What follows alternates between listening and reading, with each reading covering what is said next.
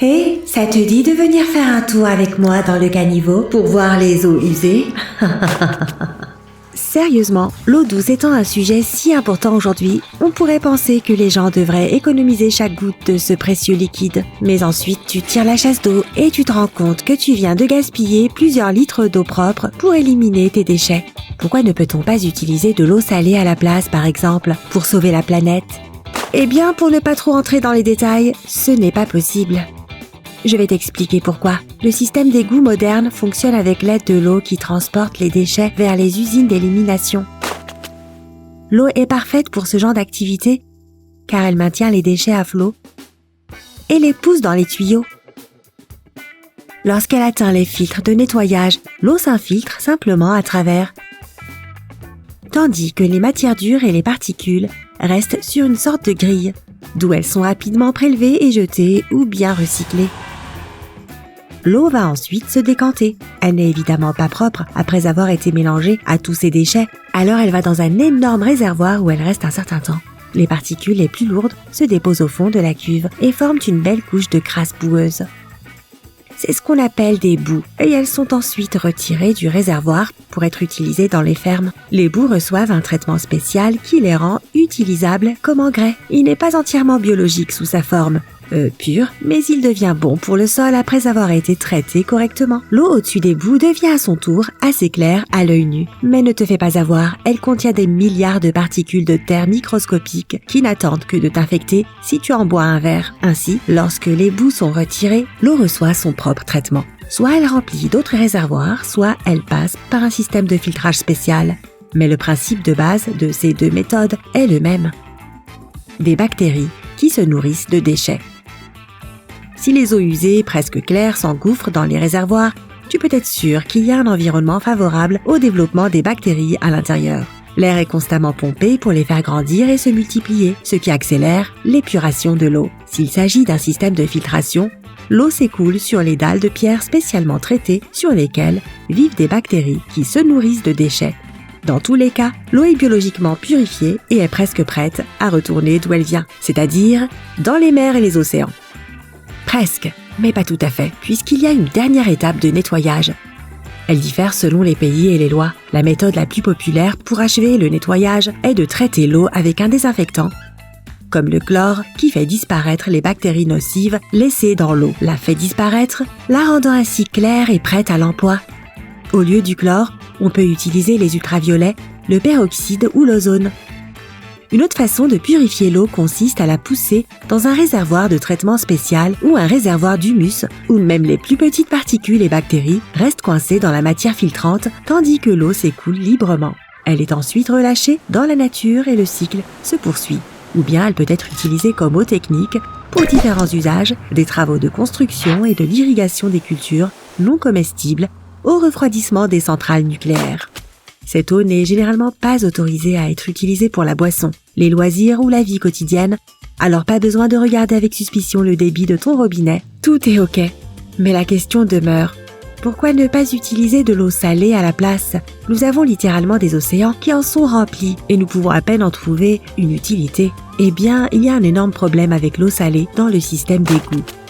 Tu vois, le sel est dur. Si tu as déjà nagé dans la mer, tu sais que si tu lèches ta peau, elle aura un goût salé. Et si tu sèches au soleil sans te rincer à la douche, tu remarqueras aussi une fine couche blanche qui se forme sur ta peau. Elle se lave assez bien sans laisser de traces, mais c'est seulement parce que tu n'as pas été dans l'eau pendant trop longtemps. Reste-y quelques jours et la croûte blanche de sel te couvrira de manière bien plus visible. La même chose s'applique à presque toutes les surfaces que l'eau salée peut toucher. Si tu envoies des tonnes d'eau des océans dans la plomberie et les égouts, plusieurs choses se produiront assez rapidement. Tout d'abord, le sel de l'eau commencera à rester derrière comme un résidu, tout comme ce sel sur ta peau, et il est corrosif. Le métal, l'argile et le béton finiront tous par s'abîmer et les tuyaux éclateraient. Et deuxièmement, les eaux usées qui en résultent ne pourront pas retourner dans les océans comme ça, ni être utilisées à d'autres fins d'ailleurs. Comme je l'ai dit plus tôt, les eaux usées fraîches passent par plusieurs filtres, dont un biologique. Les bactéries se répandent dans l'eau et grignotent tout ce qui est nocif pour elles. Avec l'eau salée, un tel système ne suffit pas. Les bonnes bactéries ne peuvent pas survivre à cause de tout le sel. Il y a donc au moins le problème de l'installation d'un nouveau système de filtrage et de nettoyage de l'eau salée. Et tu peux imaginer son coût faramineux. Et ce n'est pas tout, c'est aussi très difficile. Imagine simplement que tu as 2 systèmes de tuyaux distincts sous ta ville. Un pour l'eau douce, que nous utilisons tous les jours pour cuisiner, laver et autre chose, et l'autre pour l'eau salée, pour la chasse d'eau de nos toilettes. Oui, tu auras toujours besoin d'eau douce pour tes activités quotidiennes parce que, crois-moi, tu n'auras pas envie de cuisiner avec l'eau de mer, mais il n'y aura toujours pas de moyen d'utiliser l'eau salée nettoyée pour l'agriculture et pour d'autres besoins. Il faudra d'abord la dessaler, et c'est là encore un autre obstacle. Mais cela ne veut pas dire que nous ne pouvons pas utiliser l'eau de mer du tout. En fait, nous l'utilisons déjà, et ce depuis un certain temps. Il existe plusieurs usines de dessalement réparties sur la planète qui travaillent dur pour transformer l'eau de mer en eau douce. Elles filtrent et éliminent le sel de l'eau, laissant derrière elles d'énormes tas de produits secs, tandis que le liquide va plus loin et finit par atteindre les foyers et les industries. Le sel restant est alors utilisé à diverses fins également, notamment dans tes plats. La méthode de dessalement existante n'est pas parfaite bien sûr, mais elle a prouvé son efficacité. Tu peux même boire l'eau après qu'elle ait été dépourvue de sel. Et bien sûr, elle est utilisée pour d'autres activités quotidiennes, y compris pour tirer la chasse d'eau. D'accord, l'eau salée peut être une solution pour réduire l'utilisation excessive de l'eau, mais il y a une autre façon de le faire et tu la connais assez bien, je suppose.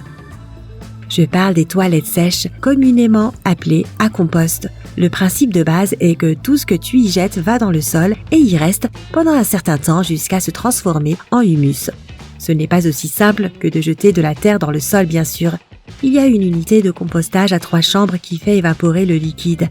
Elle constitue 90% des déchets humains et aide les bactéries à se développer et finit par faire un compost sûr et non malodorant. Cela peut sembler impressionnant, mais le problème avec ces toilettes écologiques est qu'elles ne sont pas pratiques dans les grandes villes, car la plupart des gens y vivent en appartement et on ne peut pas simplement installer une unité de compostage dans ce type d'immeuble. Pour ce faire, il faudrait un système d'évacuation des déchets distinct et, étant donné la façon dont les toilettes à compost fonctionnent, cela coûterait probablement encore plus cher que tous les tuyaux d'eau salée. Cependant, dans les zones rurales et les petites villes où les gens vivent dans leur propre maison, les toilettes à compost sont la meilleure solution possible. Elles n'ont pas besoin d'eau du tout. Elles collectent tout ce que tu leur offres avec une dignité tranquille, puis le déversent dans le sol, le rendant ainsi plus riche. Et c'est mon dernier scoop sur le caca. Si tu as appris quelque chose de nouveau aujourd'hui, alors clique sur j'aime et partage la vidéo avec un ami.